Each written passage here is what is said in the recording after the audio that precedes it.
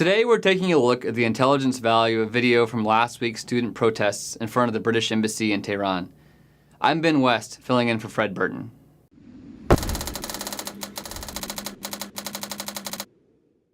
Last Tuesday, November 29th, a student group calling for Britain's diplomatic presence to be removed from Tehran staged protests in front of the British Embassy.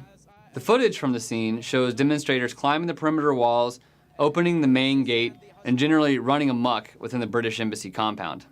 Evidence in this case suggests the Iranian government was complicit, at least to some degree.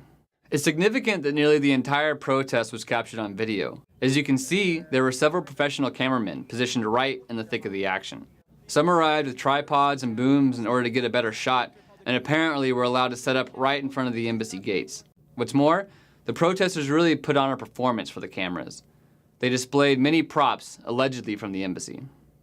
The key point is that this demonstration was heavy on symbolism. And symbolism's only valuable if there are cameras on hand to capture the images. It seems clear to us that this was a choreographed media event. So if the media was able to respond and record the protests as they were starting, then it is reasonable to assume that the police could have also been there. According to Article 22 of the Vienna Convention, it falls to local police to protect the perimeters of foreign embassies around the world, including in Tehran.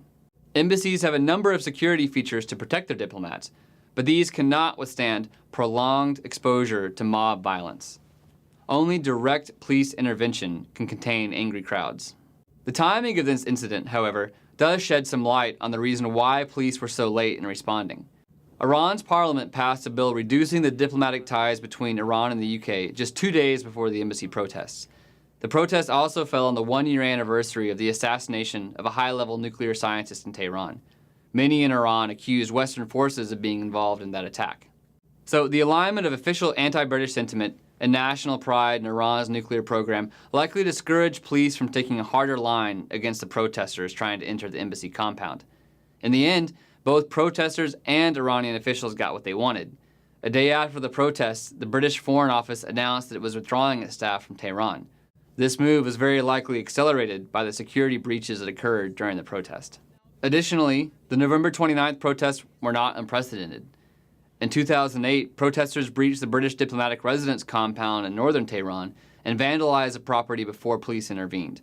Conversely, officials in Tehran denied permits to government supporters who wanted to protest in front of the British embassy in the wake of the presidential election crisis in June 2009. So Iran clearly has the capability to protect diplomatic missions when it chooses to, but it can also rely on social forces to conduct unsavory business when it fits Iran's interests. The above the Tearline aspect of this case is that these protests enjoyed a level of official complicity. The Iranian government has demonstrated the ability to control these protests in the past, but allowed them to happen this time just by standing by.